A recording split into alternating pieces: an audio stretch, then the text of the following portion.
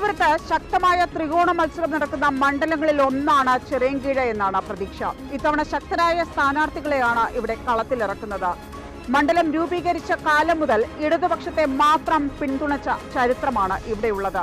അതേസമയം ഇത്തവണ കളത്തിലിറങ്ങുന്ന സ്ഥാനാർത്ഥികളെല്ലാം തന്നെ രാഷ്ട്രീയ ചരിത്രം മാറ്റിമറിക്കാൻ കെൽപ്പുള്ളവരാണ് എന്ന് മുന്നണികളെല്ലാം അവകാശപ്പെടുന്നു. LDF സ്ഥാനാർത്ഥിയെ രംഗത്തിറങ്ങുന്നത് മനോജ് ഇടമനെയാണ്. NDAയുടെ സ്ഥാനാർത്ഥിയെ രംഗത്തിറങ്ങുന്നത് കഴിഞ്ഞ തവണ കോൺഗ്രസ് ടിക്കറ്റിൽ മത്സരിച്ച BS അനൂപാണ്. UDFന്റെ സ്ഥാനാർത്ഥിയെ രംഗത്തിറങ്ങുന്നത് മുൻ MP കൂടിയായ രമ്യ ഹരിദാസ് ആണ്. ഇവരിൽ ആരാണ് ഇത്തവണ മണ്ഡലത്തെ പ്രതിനിധീകരിക്കുക എന്നത് വലിയ ചർച്ചകൾക്കും വലിയ രാഷ്ട്രീയ ചർച്ചകൾക്കും തിരികൊളുത്താൻ ഇടയുണ്ട്. സാംസ്കാരിക കേരളത്തിന്റെ അഭിമാനമായ നടൻ പ്രേം നസീർ, ഭരത് ഗോപി എന്നിവരുടെ ജന്മം കൊണ്ട് മലയാളി ശ്രദ്ധിച്ച നാടുകൂടിയാണ് ചിറയൻകീഴ്. കയറിന്റെയും കായലിന്റെയും നാട്. കുമാരനാശാന് ജന്മം നൽകിയ കായിക്കര, ചരിത്രപ്രസിദ്ധമായ അഞ്ചുതെങ്ങ് കോട്ട, പൊന്മുടിയിലെ ചെമ്മുഞ്ചി മലനിരയിൽ നിന്ന് പിറവികൊള്ളുന്ന വാമനപുരം നദി, അറബിക്കടലുമായി ചേരുന്ന ഭൂതലം, ഇങ്ങനെ ഒട്ടേറെ വിശേഷങ്ങൾ പങ്കുവയ്ക്കുന്ന മണ്ഡലമാണ് ചിറയൻകീഴ്. തീരദേശ നിയോജക മണ്ഡലമായ ചിറയൻകീഴിൽ ഇക്കുറി മാറ്റം വരുമോ എന്നാണ് രാഷ്ട്രീയ കേരളം ഉറ്റുനോക്കുന്നത്. മണ്ഡലം രൂപീകൃതമായ നാൾ മുതൽ ഇടതിനെ പിന്തുണയ്ക്കുന്ന ഇവിടം 8 പഞ്ചായത്തുകൾ ഉൾപ്പെടുന്നതാണ്. തിരുവനന്തപുരം താലൂക്കിലെ കഠിനംകുളം, മംഗലപുരം, ചിറയൻകീഴ് താലൂക്കിലെ അഞ്ചുതെങ്ങ, അഴൂർ, ചിറയൻകീഴ്, കടയ്ക്കാവൂർ, മുതാക്കൽ എന്നിങ്ങനെ 8 പഞ്ചായത്തുകൾ ഉൾപ്പെട്ട മണ്ഡലം 2011 രൂപം കൊള്ളുന്നത്. ശക്തമായ ത്രികോണ മത്സരത്തിനാണ് ചിറയൻകീഴ് സാക്ഷ്യം വഹിക്കുന്നത്. ചിറയൻകീഴ്, കടയ്ക്കാവൂർ, മംഗലപുരം പഞ്ചായത്തുകൾ LDFും, അഞ്ചുതെങ്ങ, കീഴ്വിലം, കഠിനംകുളം പഞ്ചായത്തുകൾ UDFും, അഴൂർ, മുതാക്കൽ പഞ്ചായത്തുകൾ BJPയുമാണ് ഭരിക്കുന്നത്. രമ്യ വന്നിട്ട് പോയി, അനൂപ് വന്നിട്ട് പോയി. BJPയുടെ സ്ഥാനാർത്ഥിയായിട്ട് നിന്നില്ലേ, കോൺഗ്രസ് എന്ന് വന്ന ആള്, അദ്ദേഹം വന്നിട്ട് പോയി. പിന്നെ മനോജ് ഇവിടെ തന്നെ ഉണ്ട്, എപ്പോഴും വൈകുന്നേരമൊക്കെ ഇവിടെ കാണും. 2-3 കൂട്ടരും വന്നുപോയി. ഇപ്പം 2 കൂട്ടരൊക്കെ നമുക്ക് നല്ലോണം അറിയാം. ഈ രമ്യ സന്ദർശനം ആർക്കും നമുക്ക് അറിയത്തില്ല. പുള്ളിക്കാരി കോഴിക്കോട്ടുകാർ ഉള്ളതല്ലേ, അങ്ങനെ ഒരു ഏറ്റക്കുറച്ചിലൊക്കെ ഉണ്ട് ഇവിടെ. അല്ലാതെ ഇത്തവണ ആർക്ക് വോട്ട് ചെയ്യുന്നൊക്കെ തീരുമാനിച്ചോ? എന്തൊക്കെ കാര്യങ്ങൾ വെച്ചിട്ട് ഇത്തവണ വോട്ട് ചെയ്യാം? വോട്ട് ചെയ്യുന്നത് ഇപ്പൊ 2 കൂട്ടർക്ക് കൊടുത്താലും എന്താ പറയാ, വിറ്റ് തൊലച്ചില്ലേ, ഇനി എന്തോന്നിരിക്കുന്നു. ഒരു പൗരൻ ജനിച്ചു കഴിഞ്ഞാൽ ആ പൗരന് 1,5 ലക്ഷം രൂപയുടെ കടക്കാരനായിട്ടാണ് ഒരു കുട്ടി ജനിച്ചാൽ. ആ രീതിയിലാണ് ഇന്നത്തെ ഭരണം ഇങ്ങനെ ആക്കി വെച്ചേക്കുന്നത്. അപ്പൊ പിന്നെ അവർക്ക് വോട്ട് കൊടുത്തിട്ട് കാര്യമൊന്നുമില്ല. അങ്ങനെ 3ാമതൊരു പാർട്ടി പറ്റിക്കണം എന്നേ പറയാനുള്ളൂ. അല്ലാതെ വേറെ എന്തോ പറയാനാ, ഇതുവരെ ഭരിച്ചതിൽ ഒരു നേട്ടവും ഇല്ല. അതുകൊണ്ട് ഒരു തവണ BJPക്ക് കൊടുക്കും. പരമ്പരാഗത തൊഴിൽ മേഖലകൾക്ക് ഏറെ പ്രാധാന്യമുള്ള തീരദേശ മണ്ഡലം കൂടിയാണ് ചിറയൻകീഴ്. 22 കിലോമീറ്റർ കടൽത്തീരവും വിശാലമായ കായൽ പരപ്പുകളാലും സമ്പന്നം. ന്യൂനപക്ഷ മതവിഭാഗങ്ങൾക്ക് നിർണായക സ്വാധീനമുണ്ട്.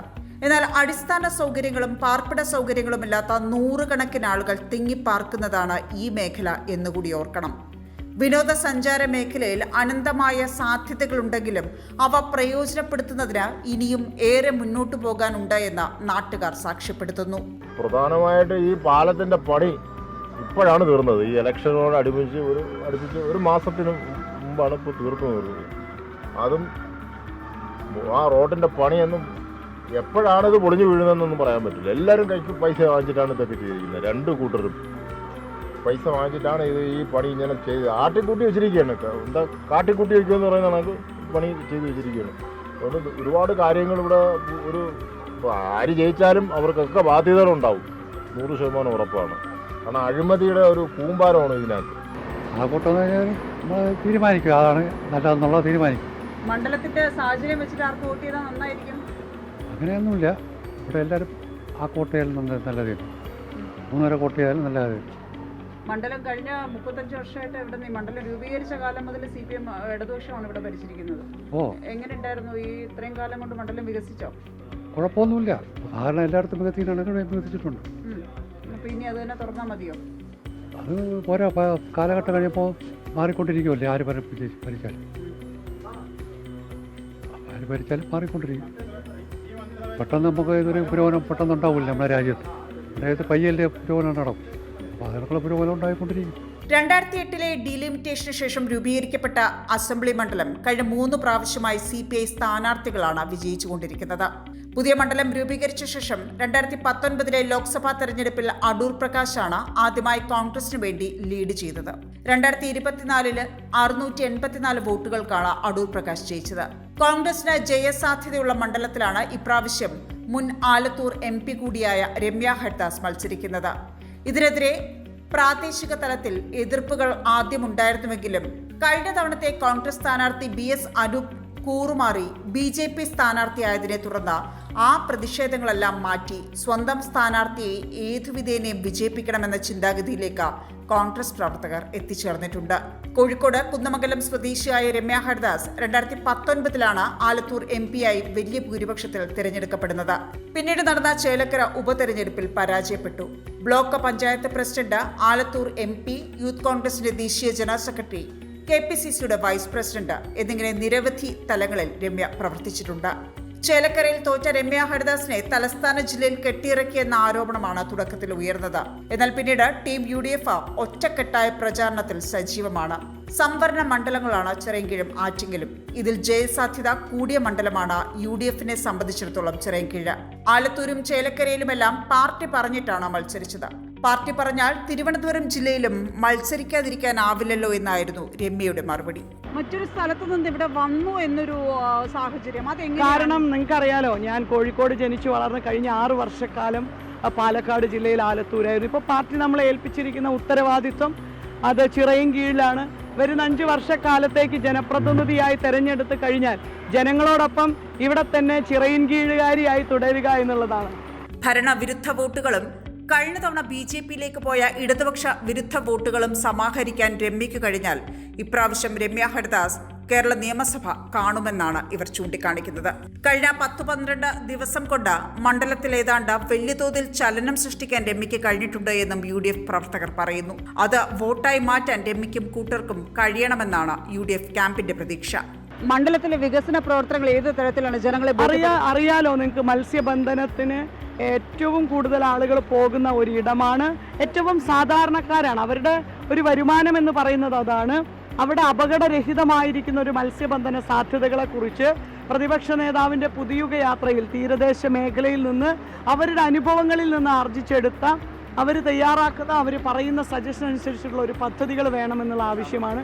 പിന്നെ ഏറ്റവും അടിസ്ഥാന സൗകര്യങ്ങൾ, വീടുകളാകട്ടെ, അതേപോലെ തന്നെ ഉണ്ടാക്കിയിരിക്കുന്ന പട്ടികജാതി ഉന്നതികളിലെയൊക്കെ അവസ്ഥകൾ വളരെ ദയനീയമാണ്. അപ്പം അടിസ്ഥാന സൗകര്യങ്ങൾ ഇതുവരെ എത്താത്ത ഒരു സാഹചര്യം ഈ മണ്ഡലത്തിലുണ്ട്. ഇപ്പം നമ്മൾ ഭവന സന്ദർശനത്തിന് പോകുമ്പോൾ, പര്യടനത്തിന് പോകുമ്പോൾ ഇതെല്ലാം നമ്മൾ കാണുകയാണ്. അപ്പം ഇതിനെല്ലാം ഒരു ശാശ്വത പരിഹാരം കാണുന്നതിന് വേണ്ടിയിട്ടാണ് ഞങ്ങൾ വോട്ട് ചോദിക്കുന്നത്. അതേപോലെ തന്നെ ആരോഗ്യ ഇൻഷുറൻസ് പരിരക്ഷ ഉറപ്പാക്കുന്നതിന്, KSRTC ബസ്സുകളിൽ സൗജന്യ യാത്ര ഉറപ്പാക്കുന്നതിന്, കോളേജ് വിദ്യാർത്ഥിനികൾക്ക് 1000 രൂപ ധനസഹായം ഉറപ്പാക്കുന്നതിന് വേണ്ടി, അതേപോലെ തന്നെ യുവാക്കൾക്ക് 5 ലക്ഷം രൂപയുടെ വായ്പാ പദ്ധതി നടപ്പിലാക്കുന്നതിന്, പ്രായമായവർക്ക് പ്രത്യേക വകുപ്പ്, ഇതെല്ലാം നടപ്പിലാക്കുന്നതിന് വേണ്ടിയിട്ടുള്ള ഒരു വലിയ പോരാട്ടത്തിന്, ഒരു വലിയ മുന്നേറ്റത്തിനാണ് ഞങ്ങൾ തെരഞ്ഞെടുപ്പുമായി ബന്ധപ്പെട്ട് വീടുകളിലേക്ക് കടന്നു ചെല്ലുന്നത്.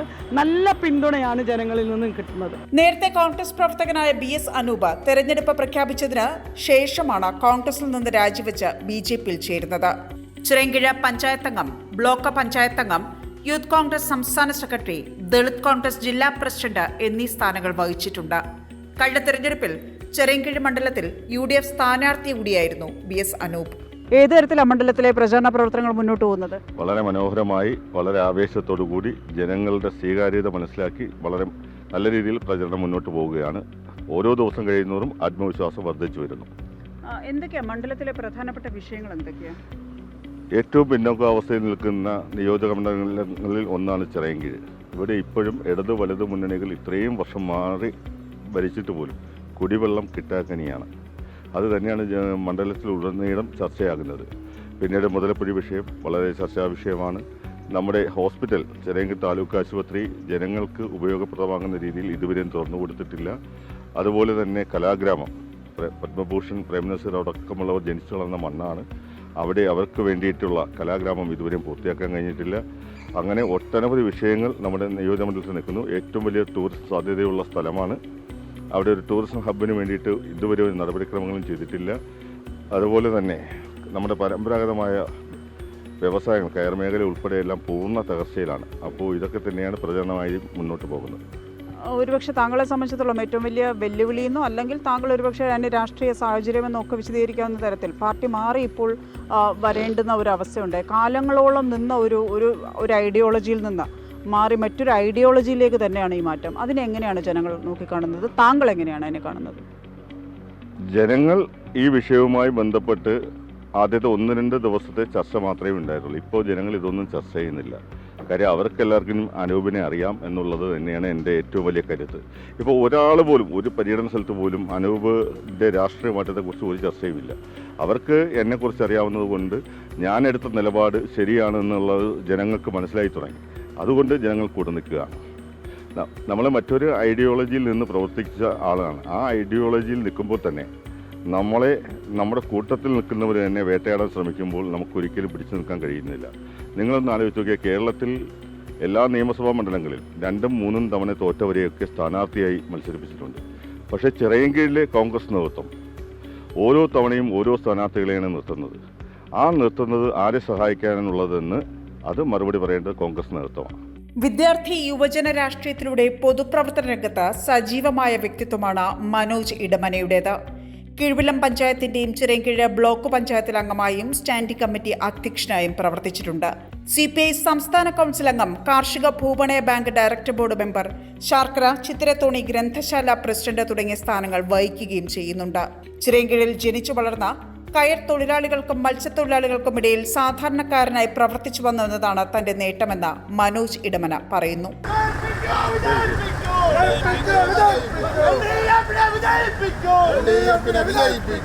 അല്ല, സ്ഥാനാർത്ഥിത്വം വൈകിയല്ല വളരെ നേരത്തെ വന്നതാണ്.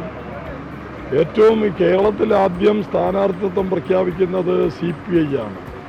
25 മണ്ഡലങ്ങളിലെയും സ്ഥാനാർത്ഥിയെ CPI പ്രഖ്യാപിക്കുന്നു. 1 മണിക്കൂർ കഴിഞ്ഞ് CPM പ്രഖ്യാപിക്കുന്നു. ഇടതുപക്ഷമാണ് കേരളത്തിലെ തെരഞ്ഞെടുപ്പ് പ്രഖ്യാപിക്കുമ്പോൾ തെരഞ്ഞെടുപ്പ് ഇന്ന് പ്രഖ്യാപിക്കുന്നു, നാളെ തന്നെ സ്ഥാനാർത്ഥികളെ പ്രഖ്യാപിക്കുന്നു. ഒരു കാലതാമസം ഉണ്ടായിട്ടില്ല എന്നുള്ളത് യാഥാർത്ഥ്യമാണ്. ഞാൻ ഈ മണ്ണിൽ ജനിച്ചവനാണ്. വിവിധ പ്രക്ഷോഭ പ്രവർത്തനങ്ങളിലും വിദ്യാർത്ഥി പ്രക്ഷോഭങ്ങളിലും യുവജന പ്രക്ഷോഭങ്ങളിലും ഈ നാടിൻ്റെ തൊഴിലാളി വർഗത്തിൻ്റെ വിവിധങ്ങളായ തൊഴിലാളി വർഗത്തിൻ്റെ ക്ഷേമ പ്രവർത്തനങ്ങളിലും അവരുടെ ജീവിത പ്രശ്നങ്ങളിലും ഇടപെട്ട് നന്നായി പൊരുതി നിന്നവനാണ് ഞാൻ. ആ പൊരുതി നിന്ന എന്നെ തീർച്ചയായിട്ടും പുതിയതായിട്ട് ഒരു ജനവും കാണില്ല എന്നുള്ളതാണ് എനിക്കറിയാൻ കഴിയുന്നത്. ഞാനിവിടെ പഠിച്ച് ഞാൻ കോളേജിലും ഈ മണ്ണിലാണ് പഠിച്ചത്. സെൻറ്റ് ജോർജ് കോളേജിലാണ് പഠിച്ചത്. ഞാൻ ശാർക്കര സ്കൂളിലാണ് പഠിച്ചത്. അപ്പോൾ ഞാൻ പുതിയതല്ല. എൻ്റെ സഹപാഠികൾ തന്നെ ഒട്ടനവധി പേരാണ്. എൻ്റെ കൂട്ടുകാർ, എൻ്റെ ജനങ്ങൾ, എൻ്റെ സഖാക്കൾ, അത് തന്നെ ഒരുപാട് പേരാണ്. എൻ്റെ നാടറിയുന്ന ആളാണ് ഞാൻ. വോട്ട് ചെയ്യാൻ മരിച്ചില്ലെങ്കിൽ വോട്ട് ചെയ്യാം ആർക്കെങ്കിലും ഇടാം നമുക്ക്. ആലോചിച്ചിട്ട് നമുക്ക് ആർക്കെങ്കിലും എന്തെങ്കിലും വോട്ട് ചെയ്യാം. നമ്മൾ വോട്ട് ചെയ്യാതിരുന്നാലാ നമുക്കവിടെ ഇവിടെ കെട്ടി അടച്ചിട്ടിരിക്കുന്നു. അത് നിങ്ങൾക്ക് തുറന്നു തരാം. നിങ്ങൾ വോട്ട് സമയമാകുമ്പോഴത്തേക്ക് നിങ്ങൾ വരും. ഈ ഇത്രയും ഭാഗത്ത് ഞങ്ങൾ ഇത് വയറ് വഴക്കാതിരിക്കുന്നതാണ്. ആരും തരാനില്ല. ഇത്രയും ഈ രീതിയിൽ ഞാൻ കെട്ടി അടച്ചിട്ടേക്കുന്നു. അത് ചോദിക്കാനും പറയാനും ആരുമില്ല. വോട്ട് നിങ്ങൾ വരുന്നു. എന്താ ഇത്തവണ എന്തൊക്കെയാണ് നിങ്ങളുടെ ആവശ്യങ്ങൾ? എന്താ നടക്കാതിരുന്നത്? നോക്കുന്നു പോയി കാറ്റ് തുറന്നു തരും. നമുക്കതാണ് ആവശ്യം. പറഞ്ഞില്ലേ നേതാക്കന്മാരോട്? പറഞ്ഞില്ലേ നേതാക്കന്മാർ? ഏത് നേതാക്കന്മാർ വരണം ഇവിടെ? നിങ്ങൾ പോലെ ഉള്ളവർ വരിക, പറയുക, കേൾക്കുക. ഇഷ്ടമുണ്ടെങ്കിൽ ചെയ്യുക, ഇഷ്ടമല്ലെങ്കിൽ ചെയ്യണ്ട. പിന്നെ വോട്ട് അത് നമുക്ക് ആർക്കും ഇടാം എന്ന് നമ്മൾ തീരുമാനിച്ചിട്ടില്ല. നമുക്ക് അപ്പോഴവിടെ ബൂത്തിൽ കയറുമോ അപ്പോഴമ്മളെ കൈ എങ്ങോട്ടാണ് പോകണം അതിലങ്ങ് കുത്തും. അവർ ചെയ്തു തരട്ടെ, മുമ്പേ അത് ചെയ്തു തരട്ടെ, ചെയ്ത് തന്നെ അവർക്ക് വോട്ട് കൊടുക്കാം. നടൻ പ്രേം നസീർ ഓർമ്മയായിട്ട് 3.5 പതിറ്റാണ്ട് കഴിഞ്ഞിട്ടും നിത്യഹരിത നായകൻ എന്നറിയപ്പെട്ട നടന് ഉചിതമായ ഒരു സ്മാരകം സ്വന്തം നാട്ടിൽ ഇനിയുമായിട്ടില്ല എന്നത് ചിറയൻകീഴിലെ സാംസ്കാരിക കേന്ദ്രങ്ങളിൽ എന്നും ഒരു ചർച്ചയാണ്. 2020 സംസ്ഥാന സർക്കാർ സ്മാരക നിർമ്മാണത്തിന് ഒരുക്കം തുടങ്ങിയെങ്കിലും കലാഗ്രാമം ഇന്നും യാഥാർത്ഥ്യമായിട്ടില്ല. ഈ കുറേ നാളായിട്ട് ഇവിടെ ഇടതുപക്ഷം മാത്രം ഉണ്ടായിരുന്നൊരു സ്ഥലമാണ്. ഇടതുപക്ഷം വെച്ചുകൊണ്ട് കഴിഞ്ഞ തവണയും ഇടതുപക്ഷം നിന്നത് അറിയാൻ പറ്റില്ല. മണ്ഡലത്തിലെ വികസനമൊക്കെ എങ്ങനെയുണ്ട്? മണ്ഡലത്തിലെ വികസനം പറഞ്ഞില്ല. പാർട്ടി ഭരിച്ചാൽ 10 കൊല്ലം കൊണ്ട് അവരും അതൊക്കെ തന്നെ. പിന്നെ റോഡിൻ്റെ പണിയൊക്കെ ചെയ്താൽ ചെയ്തു.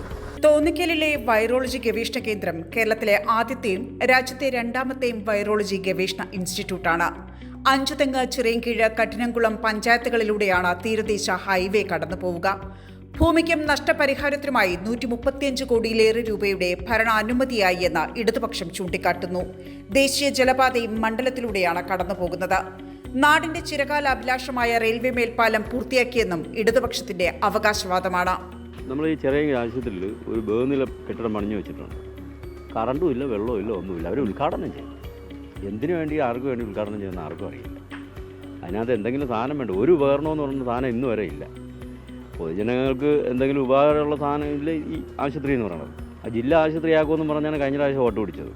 അത് ജില്ലാ ആശുപത്രിയാക്കിയില്ല. ഒരു ആളെ അഡ്മിറ്റ് ചെയ്യാനുള്ള ബെഡ് പോലും ഇല്ല അതിനകത്ത്. ഇതൊരു ആശുപത്രി, താലൂക്ക് ആശുപത്രി, ജില്ലാ ആശുപത്രി ആക്കാൻ വേണ്ടി 10 വർഷം മുമ്പ് അലോഡായതാണ്. ഈ കഴിഞ്ഞ പ്രാവശ്യം MLA പറഞ്ഞ് ഞങ്ങളിപ്പോൾ എല്ലാം ശരിയാക്കി തരും, ഈ ബിൽഡിങ്ങൊക്കെ പണിഞ്ഞ് എല്ലാം ശരിയാക്കി തരും എന്ന് പറഞ്ഞിട്ടാണ് ഇവിടെ നിന്ന് ജയിച്ചു പോയത്. ഇപ്പോൾ ഞങ്ങൾക്കൊരു ഓട്ടം കൊണ്ടുവന്നാൽ അവിടെ ചെന്ന ഉടനെ പറയും രോഗിയുടെ അടുത്ത് നേരെ തിരുവനന്തപുരത്ത് പോട്ടെന്ന് പറയും. ചിറയൻകീഴ് താലൂക്ക് ഹെഡ്ക്വാർട്ടേഴ്സ് ആശുപത്രി കാലങ്ങളായി പരിതാപകരമായ അവസ്ഥയിലായിട്ട്. ചിറയൻകീഴ് ബ്ലോക്ക് പഞ്ചായത്തിന്റെ കീഴിലാണ് ആശുപത്രിയുടെ പ്രവർത്തനം.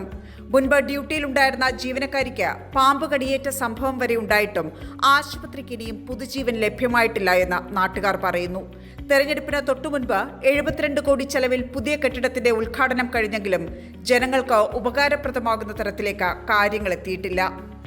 അഞ്ചുതെങ്ങ് കടലോര ഗ്രാമപഞ്ചായത്തടക്കം 6ഓളം പഞ്ചായത്തുകളിലുള്ളവർ ഈ ആശുപത്രിയെയാണ് ആശ്രയിക്കുന്നത്.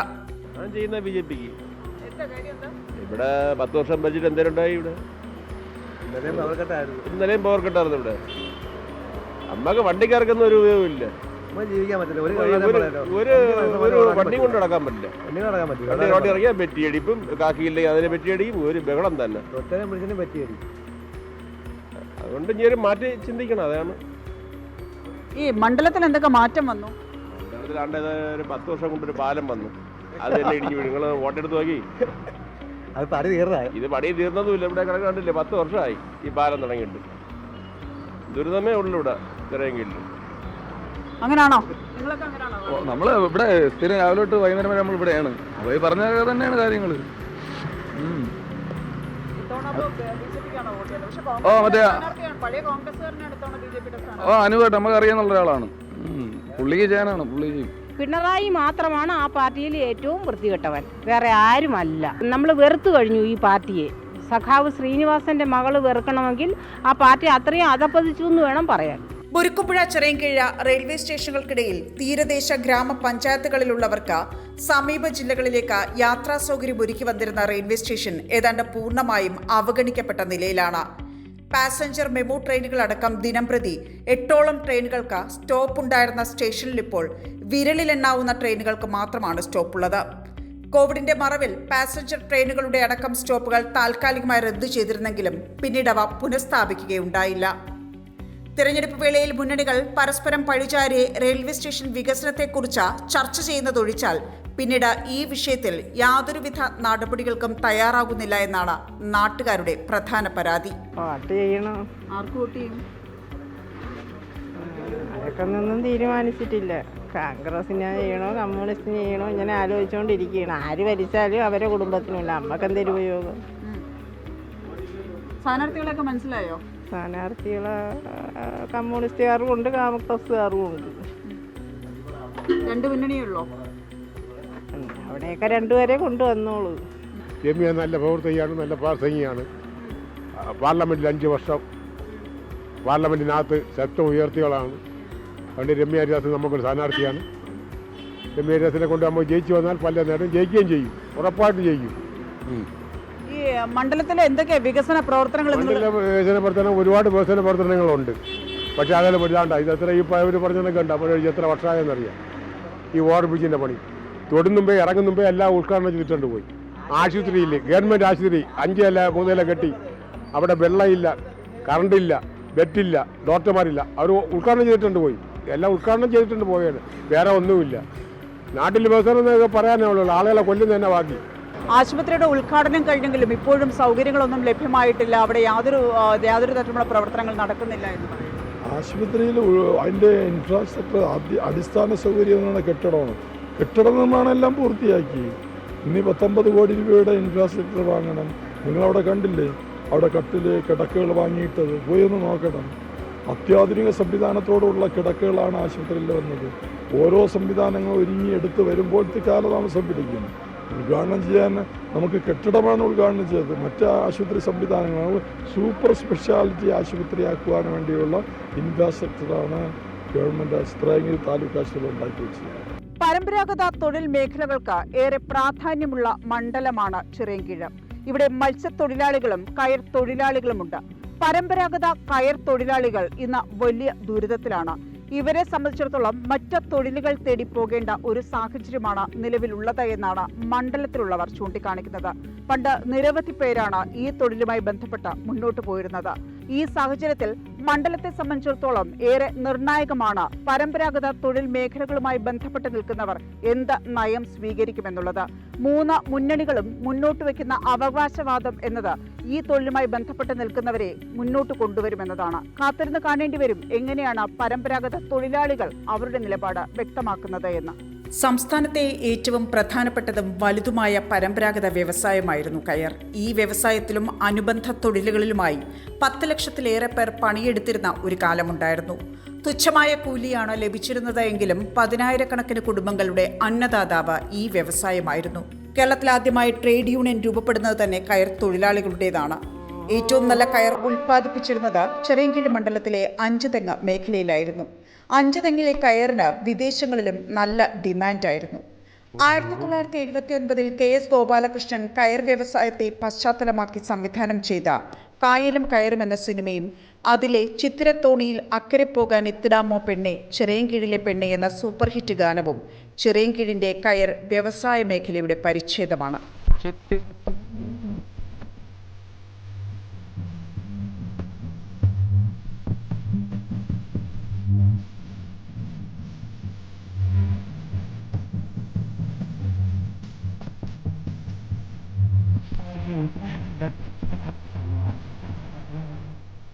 കയർ മേഖലയിലെ പരമ്പരാഗത രീതികൾ കൈവിടാതെ പരമാവധി പിടിച്ചു നിൽക്കാൻ ശ്രമിച്ച ചിറയൻകീഴിലും കയർ വ്യവസായം എന്ന പേരിനു മാത്രമായി. 1000-കണക്കിന് തൊഴിലാളികളുടെ ഉപജീവന മാർഗമെന്ന നിലയിലും തനത് വ്യവസായ സംരക്ഷണത്തിന്റെ ഭാഗമായും തൊഴിൽ സുരക്ഷിതത്വം ഉറപ്പുവരുത്തുന്നതിൽ മാറി മാറി വന്ന സർക്കാരുകൾ പരാജയപ്പെട്ടുവെന്നാണ് ഇവരുടെ ആരോപണം. ഇതുകൊണ്ടുള്ള നേട്ടമെന്ന് വെച്ചാൽ നമുക്ക് നമ്മളെ ആവശ്യങ്ങൾ സാധിക്കുന്നുണ്ട്. നമ്മൾ മുന്നോട്ടുള്ള കാര്യങ്ങളൊക്കെ മറ്റൊരാളിനോട് കൈ നീട്ടാത്ത രീതിയിൽ കാര്യങ്ങൾ സാധിക്കും. ഒത്തിരി ബുദ്ധിമുട്ടുള്ള കാര്യമാണ് ഈ കയറടക്കം എന്ന് പറയുന്നത്. ചവരി കറക്റ്റായിട്ട് തരുന്നുണ്ടെങ്കിൽ നമുക്ക് ജോലിയും കിട്ടുന്നുണ്ട്. അതിൻ്റെ ബോണസൊക്കെ തരുമെന്നാണ് പറയുന്നത്.